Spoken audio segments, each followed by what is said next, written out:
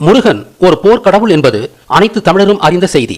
வர்மம், சிலம்பம், களரி போன்ற அனைத்து போர்க்கலைகளும் முருகனிலிருந்தே தோன்றியவை. காலாட்படையின் போர் தளவாடங்களை எடுத்துச் செல்லும் அமைப்புதான் காவடி என்பது.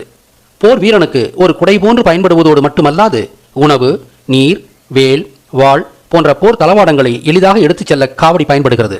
முருகன் சூரர்களோடு சண்டையிட்டார் என்பது அனைவரும் அறிந்த செய்தியாகையால் முருகன் ஒரு போர்க்கடவுள் என்பதை மேலும் விவரிக்க தேவையில்லை. இதுவரை விவாதித்த முருகனை பற்றிய செய்திகளை இங்கே பட்டியலிடுகிறேன். 1. முருகன் ஒரு காட்டுவாசி. 2. முருகன் கால்நடைகளை மேய்க்கும் தொழிலில் ஈடுபட்டவர். 3. முருகன் ஆதி இலங்கையில் தோன்றியவர். 4. முருகன் உலகின் முதல் விவசாயி. 5.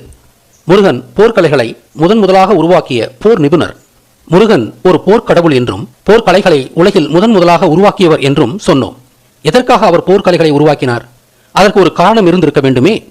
மனித வரலாற்றில் தேவைகள் தானே கண்டுபிடிப்புகளுக்கு மூல காரணமாக இருந்திருக்கின்றன. அவர் போர்க்கலைகளை உருவாக்கினார் என்றால் அதற்கான தவிர்க்க முடியாத காரணங்களும் இருந்திருக்கும். அந்த காரணங்கள் என்னவாக இருந்திருக்கலாம்? முருகனே உலகில் முதலாக விவசாயத்தை தொடங்கியவர் என்று ஏற்கனவே நிறுவியுள்ளோம். விவசாயத்திற்கும் போர்க்கலைக்கும் ஏதாவது தொடர்பு இருந்திருக்குமோ? ஆராய்வோம். மகாபாரதத்தை எடுத்துக்கொண்டால் அந்த போருக்கான மூல காரணமே விவசாயத்திற்காக காட்டை கொளுத்தியதுதான். விவசாயிகளான பாண்டவர்கள் காட்டை கொளுத்தினார்கள். இயற்கையின் பாதுகாவலர்களான குரவர்கள் அதை எதிர்த்தனர். அவர்கள் இருவருக்குமே அவரவர் தரப்பில் நியாயம் இருந்தது. போரிட்டு தங்களது கருத்துக்களை நிலைநாட்டிக் கொள்வது அக்கால வழமை. கௌரவர்களை விட சிறிய படையாக இருந்தாலும் பாண்டியர்கள் போர்க்கலையின் தாயகமான இலங்கையிலிருந்து வந்திருந்ததால் அவர்களே வென்றனர். மண்ணின் மைந்தனும் பேரறிஞனுமாகிய கிருஷ்ணனின் போர்த்தந்திரங்களும் பாண்டியரின் வெற்றிக்கு வழிவகுத்தது. எனவே விவசாய தொடக்கமே போருக்கான விதையாகி மகாபாரதம் என்ற ஆதி உலகிலேயே பெரிய போர் உண்டாக காரணமாகியது. விவசாயத்தின் தொடக்கமே போரை வரவழைத்திருந்தாலும் வெற்றி கண்ட விவசாயிகளுக்கு அதன் பிறகும் தொடர்ந்து சவால்கள் வந்த வண்ணம் இருந்தன.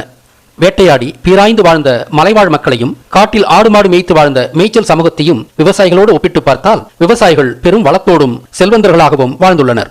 அந்த காலத்தில் செல்வந்தர் என்றாலே விவசாயிதான். அதனால்தான் தான் வைத்திருந்த தானிய குவியல்களின் பெயரில் குபேரன் என்று அழைக்கப்பட்ட இலங்கையின் அரசன் செல்வத்திற்கான அதிபதியாக வழிபடப்படுகிறார். ராவணனுக்கு முன்பாக இலங்கையை ஆண்ட விவசாய அரசனே குபேரன். இலங்கையே உலகின் முதல் விவசாய நாடு. இலங்கையில் ஆதியிலேயே முருகன் தொடங்கி வைத்த விவசாயம் அல்லவா? அதனால்தான் குபேரனுக்கு உகந்த வண்ணமாக விவசாயத்தை குறித்த பச்சை வண்ணம் உள்ளது. இப்படியாக விவசாயத்தால் செல்வந்தர்களான குடிகளை விவசாயத்தில் ஈடுபடாத குடிகளும் அருகில் உள்ள தீவுகளில் வாழ்ந்த குடிகளும் கொள்ளையடிக்க வந்தனர். அவர்களின் கொரில்லா தாக்குதல்களின் முதன்மை காரணம் விவசாய குடிகளின் தானிய கிடங்குகளை கொள்ளையடிப்பதே. எனவே எந்த ஒரு விவசாய குடியும் தங்களுடைய உடைமைகளை காக்கும் போர் தந்திரங்களை கற்று தேர்ந்தெடுக்க வேண்டிய கட்டாயம் நேர்ந்தது. இதற்கு ஒரு சரியான சான்று என்னவென்றால் விவசாய குடிகளான பாண்டியர்கள் மட்போர் என்றும் மல்யுத்தம் என்றும் போர் கலைகளை கொண்டிருந்தனர் என்ற உண்மைதான்.